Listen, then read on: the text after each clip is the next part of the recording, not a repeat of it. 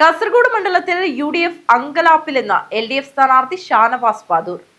പരാജയ ഭീതി മൂലം നിരന്തരം വ്യാജ ആരോപണങ്ങൾ ഉന്നയിക്കുന്നുവെന്നും ഷാനവാസ്.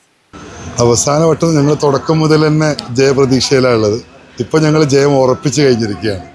അത് ഈ കഴിഞ്ഞ ദിവസത്തെ UDFന്റെ ഭാഗത്ത് നിന്ന് വരുന്ന പ്രസ്താവനകളും ഒക്കെ കാണുമ്പോൾ അവർക്ക് ഒരു അങ്കലാപ്പിലാണ് അവർ എന്ന് അവർ ജനങ്ങളോട് വിളിച്ച് പറഞ്ഞു കഴിഞ്ഞത്.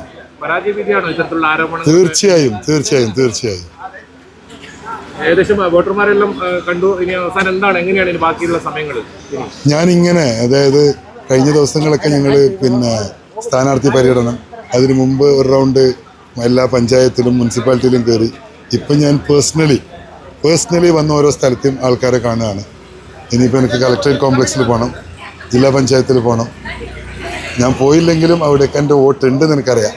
എന്നാലും ഞാനൊന്ന് പോകണം എന്നുള്ള എൻ്റെ ഒരു ആഗ്രഹമാണ്.